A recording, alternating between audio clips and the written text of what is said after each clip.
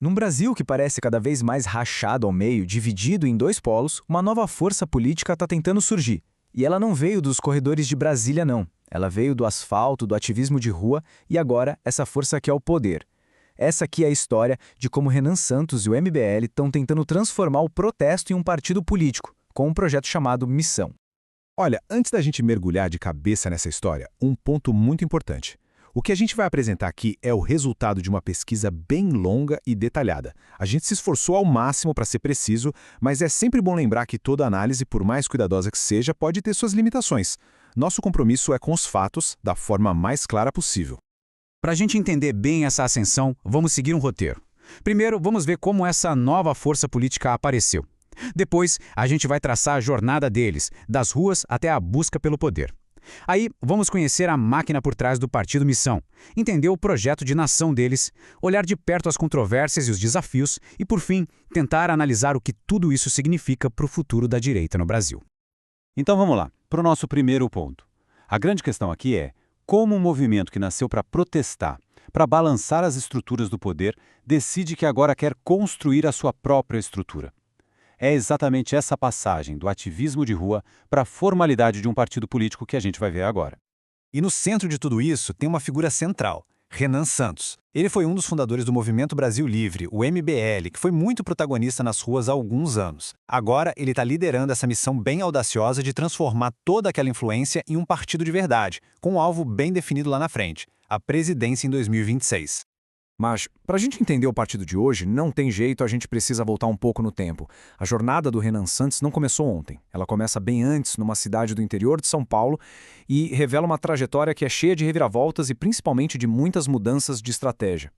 Essa linha do tempo aqui ajuda a gente a visualizar os momentos mais importantes. Tudo começa lá em 2010 com um ativismo mais local e até uma filiação ao PSDB. Aí em 2014, depois da reeleição da Dilma, nasce o MBL. O auge veio em 2016, quando eles foram peça-chave no processo de impeachment. Em 2019, acontece a ruptura com o governo Bolsonaro e eles se tornam oposição. E o ponto de virada parece ter sido em 2022. Com o fracasso da tal terceira via, eles chegaram à conclusão de que o único jeito era construir o próprio caminho. Ok, legal. Decidiram criar um partido, mas como se faz isso na prática? Como é que se transforma uma militância de rua em uma máquina partidária, uma estrutura formal que a Justiça Eleitoral reconhece e valida? O primeiro obstáculo é um gigante burocrático: coletar assinaturas. E o número final que o TSE, o Tribunal Superior Eleitoral, validou é impressionante: quase 580 mil assinaturas. Isso, por si só, já é um feito de mobilização que mostra a força que a base do movimento tem.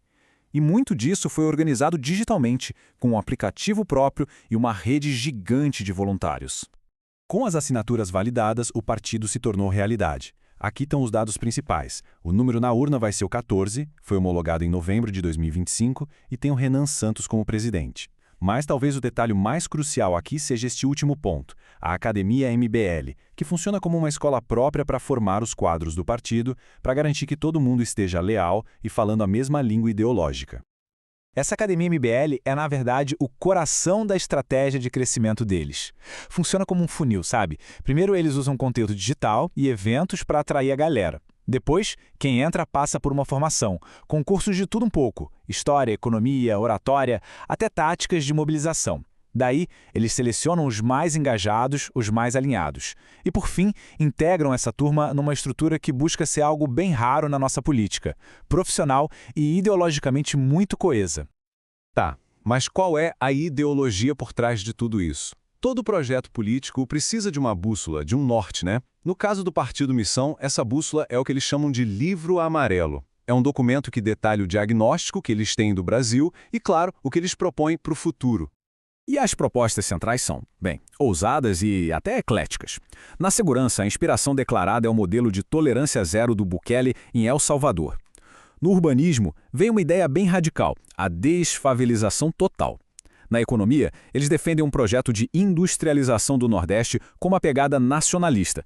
E na gestão do Estado, aí sim eles levantam a bandeira mais liberal, de combate a privilégios e supersalários. Para a gente entender melhor essa proposta da segurança, é preciso definir o que é esse modelo Bukele. Basicamente, é uma política de confronto direto e total com o crime organizado. A estratégia se baseia em encarceramento em massa e em tratar as facções criminosas como grupos terroristas, o que, na visão deles, justificaria o uso de medidas de força bem excepcionais por parte do Estado. Já a desfavelização é um conceito igualmente radical. A ideia aqui não é simplesmente levar a infraestrutura para as favelas, não.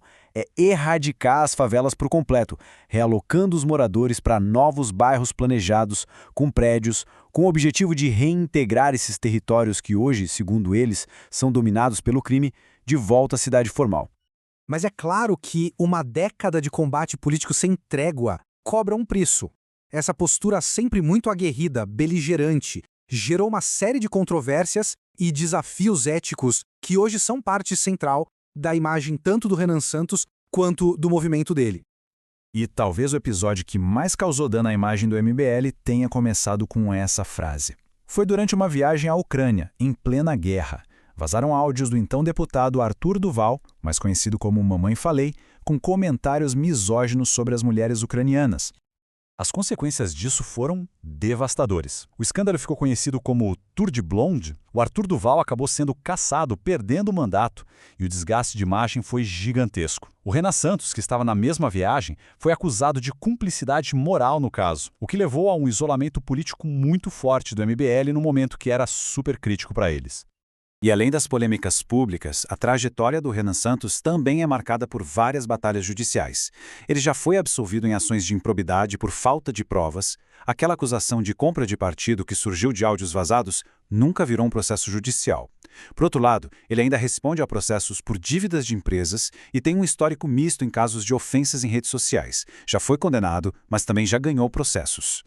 Diante de tudo isso, a grande pergunta que fica é: qual é a viabilidade real desse projeto para 2026? Vamos tentar fazer uma análise estratégica do cenário. Se a gente colocar na balança, do lado das forças, eles têm a independência de Lula e Bolsonaro, uma mensagem que é muito clara e uma máquina digital que funciona muito bem. Já do lado das fraquezas, a gente tem uma rejeição pessoal alta das lideranças, um certo isolamento político e uma competição bem forte no campo da direita, com nomes como Tarcísio e Zema já consolidados. Então, o ponto crucial que a gente chega é este. O Partido Missão é uma alternativa de poder de verdade, com capacidade de romper a polarização e chegar longe? Ou será que ele vai continuar sendo um fenômeno de nicho limitado pelas próprias controvérsias e pela alta rejeição dos seus líderes? Bom, essa é a resposta que só 2026 vai poder nos dar. E para a gente conseguir montar todo esse panorama, é muito importante dizer que nos apoiamos em anos de trabalho de jornalistas, pesquisadores e analistas. A gente acredita de verdade que o conhecimento é uma construção coletiva. Então fica aqui nosso agradecimento a todos que contribuíram com a pesquisa que tornou essa análise possível. O crédito também é de todos eles.